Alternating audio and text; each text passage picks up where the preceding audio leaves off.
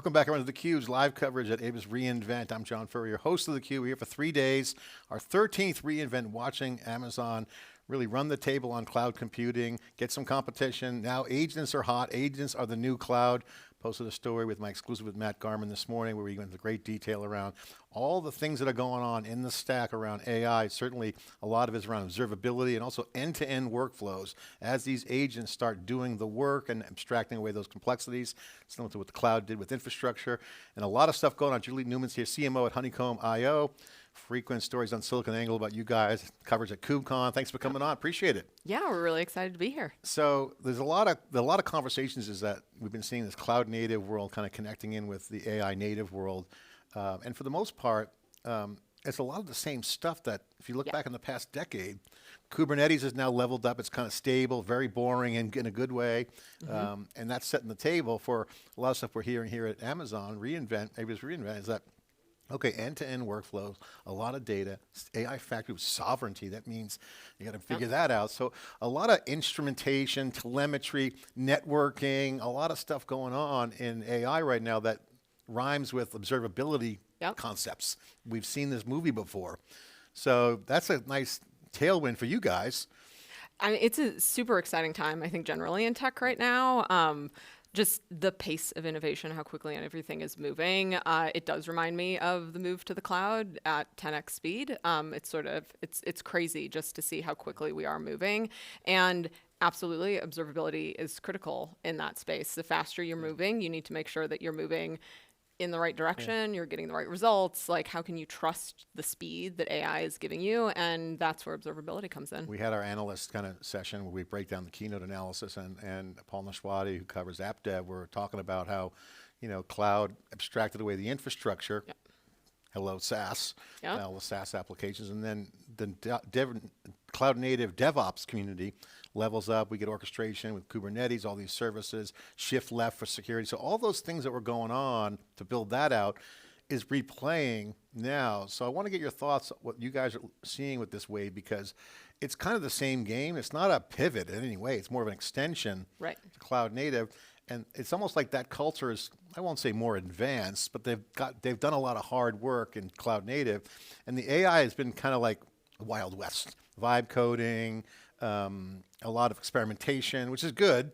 But now when you talk about end-to-end workflows and frontier agents, which is the big news here, you got to track stuff, state of the data, what are the agents doing, how do you measure them, how do you evaluate them, all these things are now on the table. What does that mean for you guys in the industry? Because to me, it seems like you got to have the data. Now, agents can do a lot of work in that area. What's your position on that? Yeah, I think that the data really is the currency. I think when we think about AI and understanding, data is incredibly valuable. Data is also coming at you now at a volume. I think that, again, somewhat unheard of, another massive acceleration in the amount of data you need to look at coming out of applications, coming out of the user experiences, coming out of your agentic workflows.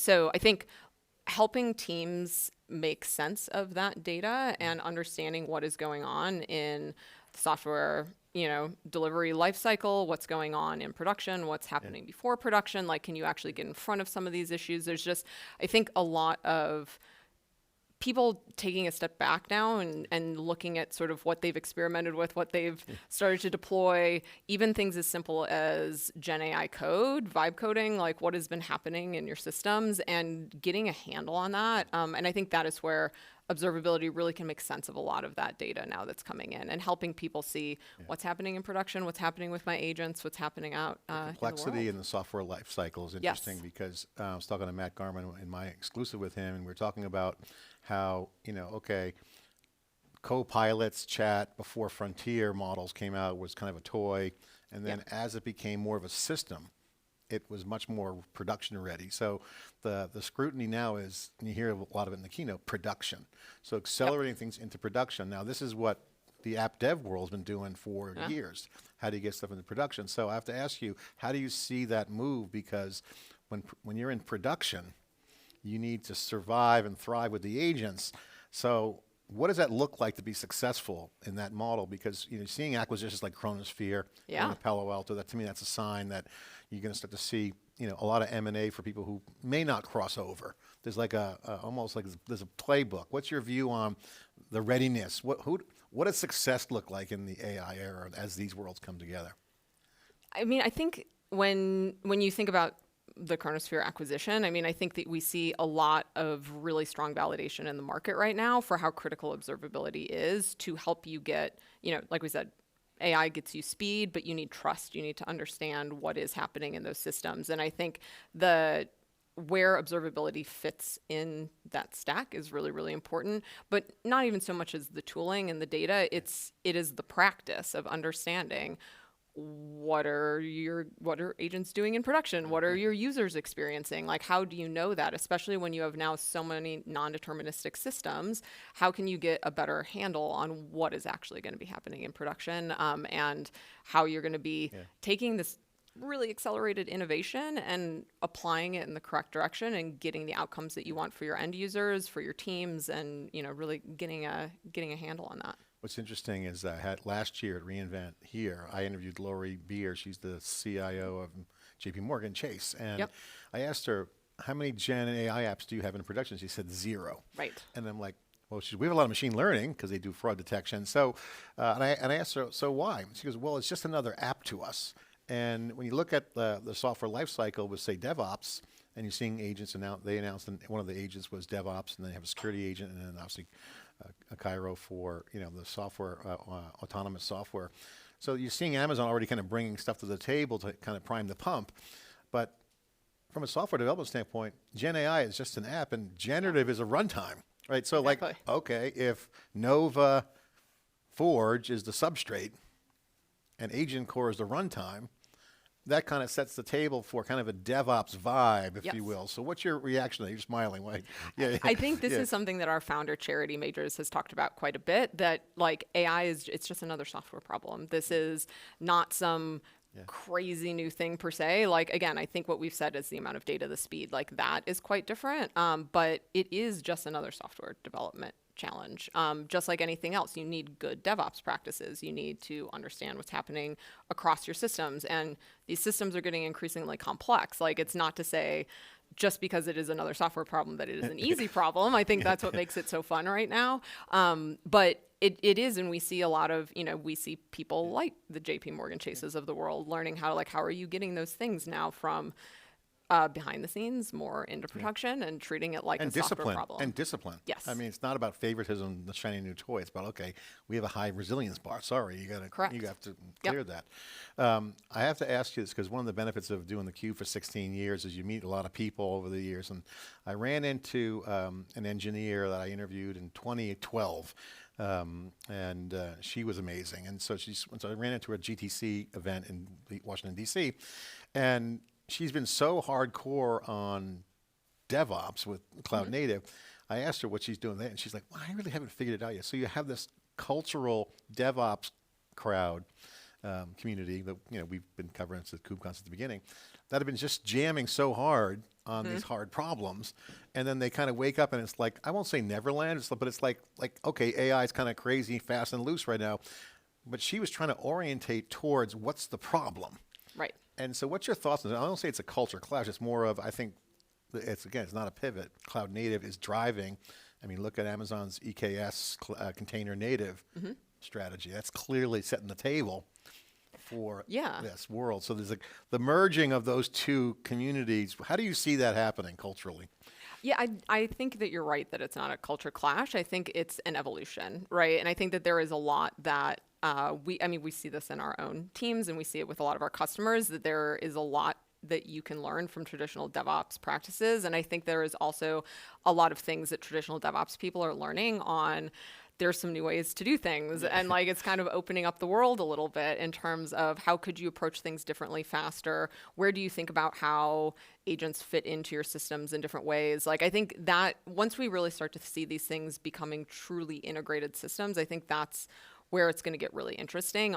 You do need both sets of, you need these hardened practices that people have been really embracing for years now, and there's been a ton of success. The last time we had a major, pivot in the tech industry going cloud, like we develop those things in that sort of environment. And I think now is an opportunity to update them and ask tough questions of them, learn some new tricks, but rely on the stuff that got us here as well. I was fascinated by the three major announcements that I thought jumped off the page. The AI factories, validation, something we've been talking about on theCUBE a lot. Amazon to acknowledge that essentially is good because it's now a hybrid environment. Nova Forge, I think is killer. And then Frontier Agents, which gives it more scale and more intelligence.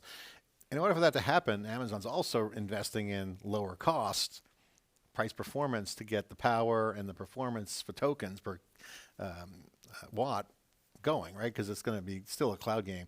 So the AI factories is kind of an on-prem cloud thing. If you're buying a big NVIDIA rack, if you're a neo cloud, okay, you can buy a big factory and spend zillions of dollars and have NVIDIA finance that or whatever. But like that's not the average enterprise. Correct. They don't have the CapEx. Right. So what's your vision on how you see the market going from your perspective? Because the enterprise is going to want to have that data. The Nova fits for them. They can take that frontier model, make it their own, use their own data estate in there, and create a custom model. Reddit's doing it. I talked to 2 other customers, and they're seeing great results. So I think that's going to be a thing for sure. That means on-prem will still talk to the cloud. Yeah. And so a little bit of a data center outpost kind of feeling going on with Amazon. How do you see that piece going? Because I think this is going to, if this happens the way I think it's going to happen, the enterprise should open up. And it's got a sovereign vibe because, again, it's their data. They want to measure it, multi-tenant. What's your take on that whole, on-prem enterprise piece? I think it's providing flexibility for enterprises, right? And I think especially with the cost associated with this, obviously that can easily run out of control. I think it is making sure that enterprises have the ability to pick and choose what's going to work best for them. And so I think that's some of the interesting things around the Amazon announcements today is there is a trend towards bring your own cloud, and how are people doing more private cloud? How are they mixing private cloud on-prem, off-prem, workloads? And so I think that some of the things I think that were really interesting about the Amazon announcements today are really how are you empowering people to mix and match and actually get some of those efficiencies and figure out what's going to get them where they need to go. And especially when you have some of these like the really large at scale enterprises, I think they are going to want to take a lot more control over it. But things like the factory announcement shows that they also are still willing to figure out how they can help people connect the dots in different areas.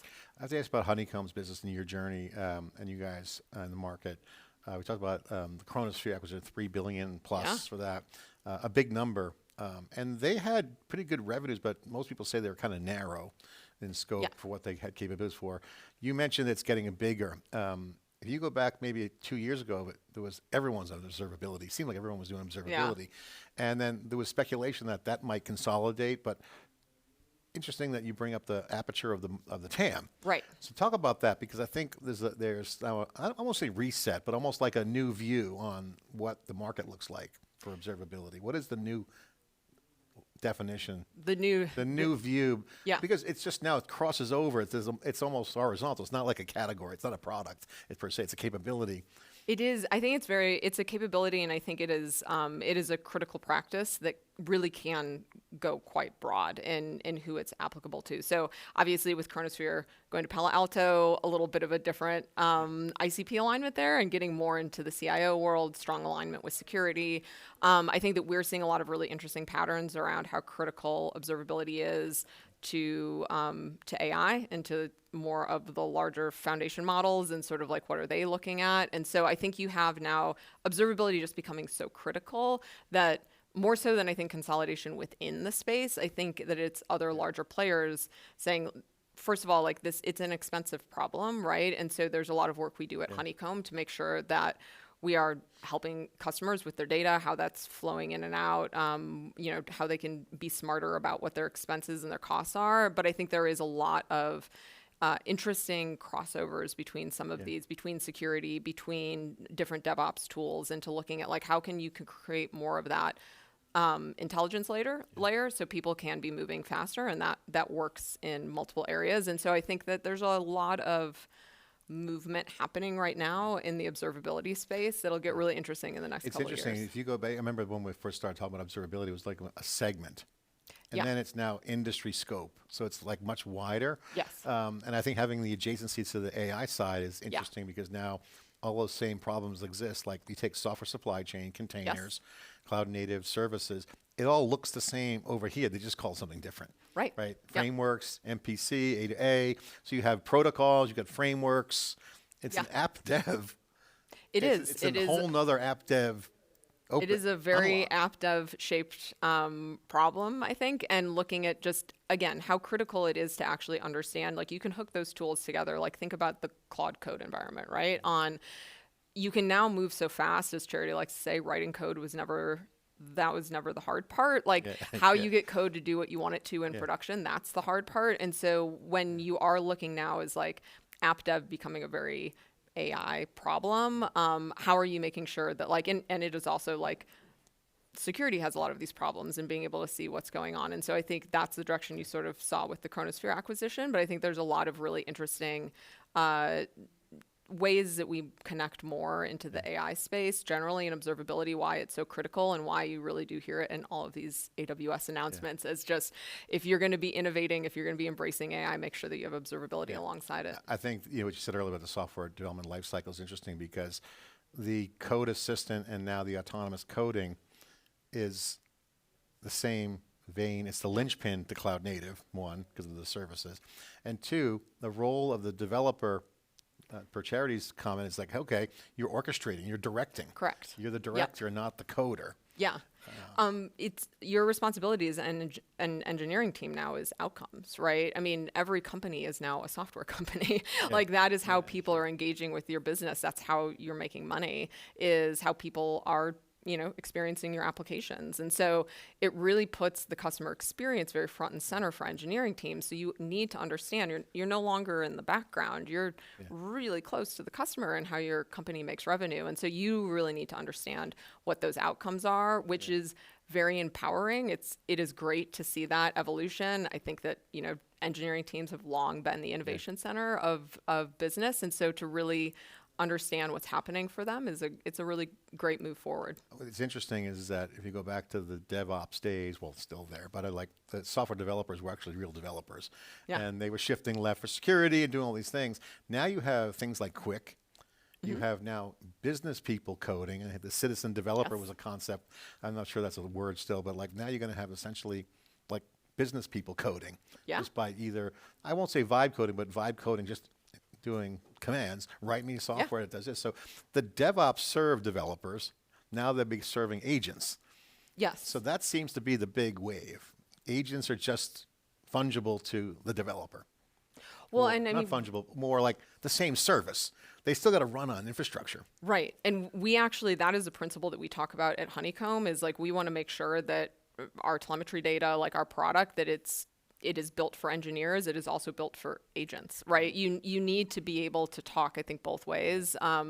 You need to consider that. And if you have great data, if you have powerful data, which is something we pride ourselves on, it's such a powerful input to agents and to AI development. And so you want to make sure that that's accessible. Well, super exciting for the observability because it's no longer just a segment scope. It's more industry-wide, so it's a tailwind for sure, and market TAM expansion. So exciting there. Put a plug in for Honeycomb. Give some stats on the company, what you guys are working on, key value proposition. Put a plug in. Yeah, so I think we've had a really exciting year at Honeycomb, and we have a big year planned next year. So Honeycomb created the concept of observability almost 10 years ago now. So next year is going to be the 10-year anniversary of Honeycomb and of observability.